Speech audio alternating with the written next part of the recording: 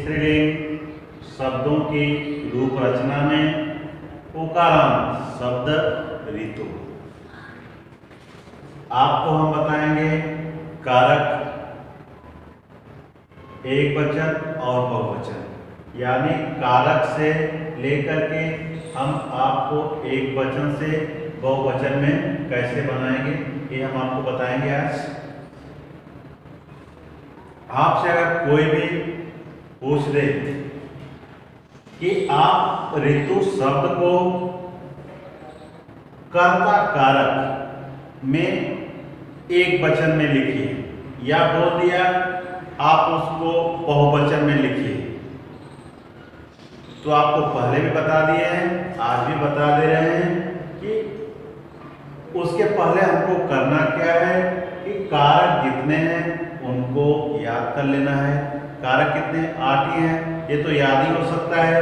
उसके बाद जो हमारे विभक्ति चिन्ह है उसको हम याद कर लेंगे कि किस कारक में कौन से विभक्ति चिन्ह का प्रयोग होता है। उस विभक्ति चिन्ह के द्वारा जो है हम कर्ता हो चाहे कर्म हो, करण हो, संप्रदान हो, अपादान हो, संबंध हो, अधिकरण हो, चाहे संबोधन हो, उस विभक्ति चिन्ह के द्वारा हम किसी को बता सकते हैं। अगर विभक्ति चिन्ह हमको नहीं याद रहेगा कि किस कारक की विभक्ति चिन्ह कौन सी है, तो हम जो है उस शब्द को चाहे कर्ता में हो, चाहे कर्म में हो, चाहे जो भी कारक हो उसमें हम लिख नहीं पाएंगे। जब हम उसको एक वचन में लिख देंगे तो बहुवचन हम वैसे भी लिख देंगे अच्छी तरह से, क्योंकि एक वचन के साथ जो हमारा विभक्ति चिन्ह लगेगा वही विभक्ति चिन्ह जो है बहुवचन के साथ भी लगेगा। बस केवल एक वचन जो शब्द है उसको हम बहुवचन में कर देते हैं, बाकी जो विभक्ति चिन्ह एक वचन के साथ लगता है वही विभक्ति चिन्ह बहुवचन के साथ भी लगता है। चलो हम देख लेते हैं। अब हम आते हैं कर्ता कारक में। कर्ता कारक में हम ऋतु शब्द को ले आएंगे। कर्ता कारक में हम किसको लाएंगे? ऋतु शब्द को लाएंगे। जैसे आपसे कोई प्रश्न किया हो कि ऋतु को आप जो है कर्ता कारक के एक वचन और बहुवचन में लिखिए, तो आप ऋतु शब्द को लाइए यहाँ पे, यानी कर्ता कारक में आप कैसे लिखेंगे उसको? ऋतु ने। कैसे लिखेंगे? ऋतु ने, क्योंकि यह विभक्ति चिन्ह से ही पता चल गया कि यह किस कारक में है? कर्ता कारक में है। अब हम बहुवचन में अगर बनाना है, अब हम ऋतु क्या है? एक वचन में है, अगर इसको बहुवचन बनाना है तो ऋतुओं है ना, ऋतुओं कर देंगे। लेकिन इसके पहले इसके बाद जो है हम विभक्ति चिन्ह का प्रयोग करेंगे, क्योंकि विभक्ति चिन्ह का प्रयोग करेंगे तभी इससे स्पष्ट होगा कि हम कर्ता कारक में हैं। अगर ने का प्रयोग नहीं करेंगे यह स्पष्ट नहीं होगा कि हम किस कारक में हैं। अगर आपने ने लगा दिया इससे स्पष्ट हो जाता है कि आप जो है कर्ता कारक में चल रहे हैं। यह कर्ता कारक का शब्द आप लिखे हैं। आगे समझे? अब उसी तरह से हम नंबर 2 पे आते हैं, कर्म कारक में। किसमें आते हैं? कर्म कारक में। अब कर्म कारक में हमें विभक्ति चिन्ह के द्वारा ही बताना है। अब हम को लिख दिए, इसका मतलब हम कर्म कारक का शब्द लिख दिए, यानी शब्द के साथ हम को का प्रयोग कर दिए, यानी हम किस कारक में आ रहे हैं? कर्म कारक में आ रहे हैं। तो हमारा ऋतु हो गया एक वचन में, और इसी तरह से अगर बहुवचन में लिखना है इसी चीज को हम ऋतुओं कर देंगे। लेकिन हमको कारक में लिखना है तब हम विभक्ति चिन्ह का प्रयोग भी करेंगे, यानी को का प्रयोग करेंगे। आगे समझ में आप लोग को? अब करण कारक में विभक्ति चिन्ह आपको बताए थे से या फिर द्वारा होता है। तो से और द्वारा अगर हम विभक्ति चिन्ह का प्रयोग करते हैं से, ऋतु से, या फिर ये नहीं करते हैं ऋतु के द्वारा, ऐसा भी हम शब्द लिखते हैं तो वह क्या होता है? करण कारक होता है। लोग जान जाएंगे, जो भी आपसे प्रश्न कर रहा है वो समझ जाएगा कि आप करण कारक का शब्द लिखे हैं। ये विभक्ति चिन्ह से ही वो समझ जाएगा। उसी तरह से ऋतु है तो हम लिख देंगे ऋतुओं से। क्या लिख देंगे? ऋतुओं से, ऋतुओं के द्वारा, क्योंकि हमको किस में लिखना है, करण कारक में लिखना है। उसके बाद हम आते हैं संप्रदान कारक में। संप्रदान कारक में ऋतु को ऋतु के लिए, ये हमारा विभक्ति चिन्ह है।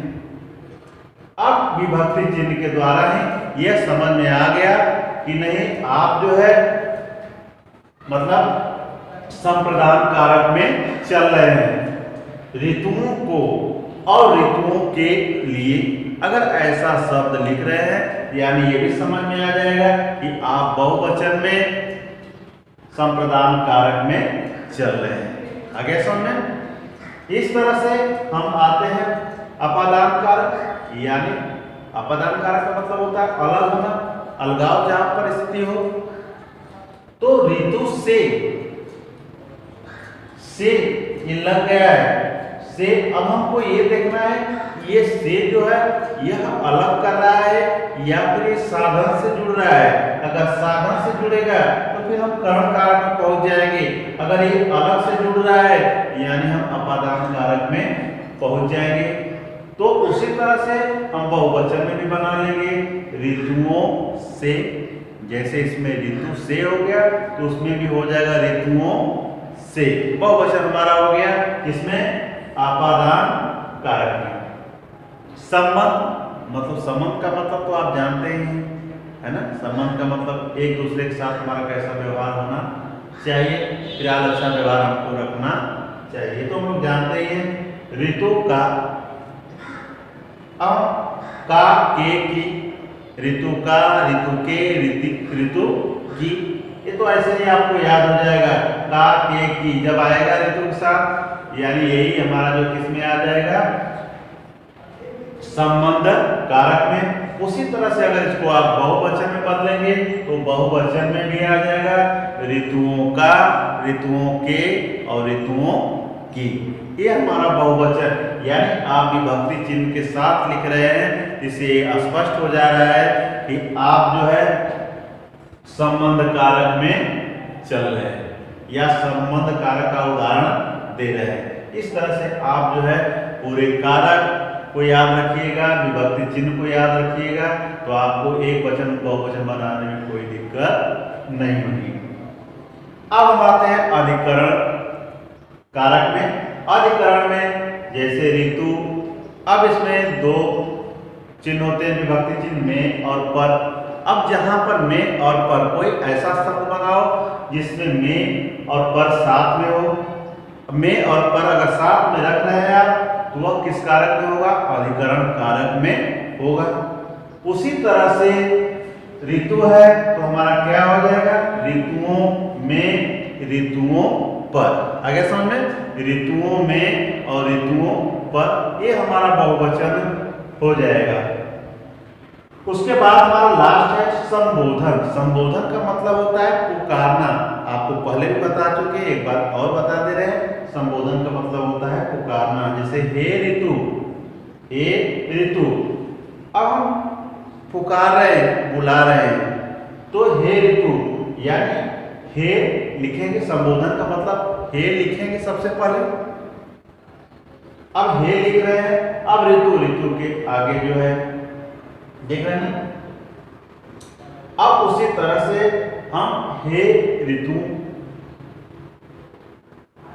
हे ऋतु, अब उसमें बहुवचन में हो जाएगा हे ऋतु। आगे सुने, इस तरह से हम कारक विधि द्वारा, विभक्ति चिन्ह द्वारा एक वचन से बहुवचन अगर कोई कहेगा उसको अच्छी तरह से बना लेंगे। आगे समझ में आप लोग को पूरी तरह से। चलो अब हम स्त्रीलिंग शब्दों की रूप रचना ओकरांत स्त्रीलिंग में बहुवचन शब्द को देख लेते हैं। ठीक उसी प्रकार से हम देखेंगे, यानी कर्ता, कर्म, करण, संप्रदान, अपादान, संबंध, अधिकरण, संबोधन, जितने भी कारक हैं उस कारक के द्वारा और उस विभक्ति चिन्ह के द्वारा हम एक वचन से बहुवचन में बनाएंगे। इसके लिए हम पहले से भी बता चुके हैं आप लोग को कि विभक्ति चिन्ह आप लोग जो है पूरी तरह से याद कर लेंगे तो बनाने में कहीं दिक्कत आपको नहीं होगी। चलो हम कर्ता कारक से शुरू करते हैं, है ना। तो कर्ता कारक में हम बहुशब्द को एक वचन से हम किस में बनाएंगे, बहुवचन में बनाएंगे।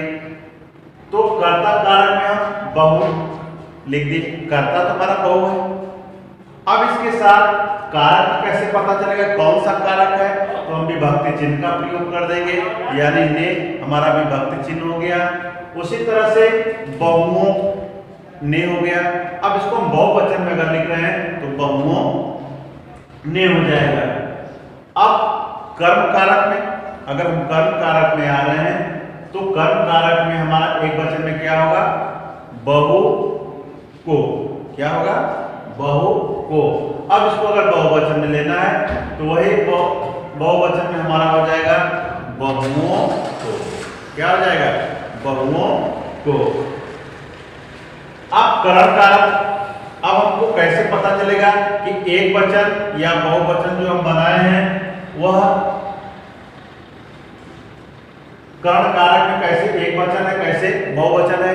तो हम जब तक विभक्ति चिन्ह का प्रयोग नहीं करेंगे तब तक हमको ये पता नहीं चलेगा यह जो है किस कारक में है। चलो हम बहु से, बहु के द्वारा, ये विभक्ति चिन्ह है, से और के द्वारा। तो के से और के द्वारा के माध्यम से ही हम बहुवचन भी बना लेंगे, जैसे बहुओं से हो जाएगा और बहुओं के द्वारा। अब ये दोनों एक वचन और बहुवचन किस कारक में है, यानी करण कारक में है। फिर संप्रदान कारक में हम आएंगे, संप्रदान कारक में आएंगे तो बहु को, ये विभक्ति चिन्ह है बहु के लिए, यानी क्या है, विभक्ति चिन्ह है। तो बहु को और बहु के लिए। उसी तरह से हमारा बहुवचन में क्या हो जाएगा, बहु हो जाएगा, बहुओं को बहुओं के लिए। आ गया समझ में आप लोग को। उसी तरह से अपादान में आ जाएंगे, अपादान यानी से, और से का मतलब अलग से होता है, तो बहु से, है ना। तो बहुवचन में क्या हो जाएगा, बहुओं से। बस विभक्ति चिन्ह का ध्यान हमको देना है और विभक्ति चिन्ह से ही पता चलेगा कि आप किस कारक में चल रहे हैं। आगे समझ, ने लगाया है तो पता चल जाएगा किस कारक में, को लगाया है तो पता चल जाएगा किस कारक में है, द्वारा लगाए के द्वारा लगाए हैं तो पता चल जाएगा, के लिए लगाए हैं तो पता चल जाएगा कि किस कारक में है। आप से लगाएंगे तो पता चल जाएगा आप किस कारक में चल रहे हैं, एक वचन और बहुवचन बना रहे हैं। संबंध कारक में हम आ जाएंगे बहु का, बहु के, बहु की। तो वही बहुवचन में हम क्या कर देंगे, यानी बहु का हो जाएगा बहु, बहुओं का, है ना, बहुओं के, बहुओं की हो जाएगा। अब अधिकरण कारक में हम आएंगे बहु में, बहु पर, ये हमारा विभक्ति चिन्ह है। तो उसी तरह से बहुवचन में हम बहु को बहु कर देंगे, बहुओं में, बहुओं पर। अब हम संबोधन यानी पुकारना आपको बता ही दिए, तो संबोधन में क्या हो जाएगा, हे बहु, पुकारते हो हे बहु। अब उसमें क्या हो जाएगा, हे बहुओं, क्या हो जाएगा, हे बहुओं। इस तरह से हमारा आज स्त्रीलिंग भी कंप्लीट हो गया। इसके पहले आप लोग को पुल्लिंग शब्दों में भी बता दिए थे, शब्दों की रूप रचना है, पुल्लिंग शब्दों की रूप रचना, स्त्रीलिंग शब्दों की रूप रचना, आज ये भी पूरा हो गया। इस तरह से हमको विश्वास है कि आप लोग को अच्छी तरह से समझ में आ गया होगा। अगर अच्छी तरह से आप लोग को समझ में आ गया है तो आप लोग जो है लाइक, कमेंट और शेयर जरूर करिएगा। अगर आप अभी तक आप चैनल को सब्सक्राइब नहीं किए हैं तो चैनल को सब्सक्राइब कर लीजिएगा।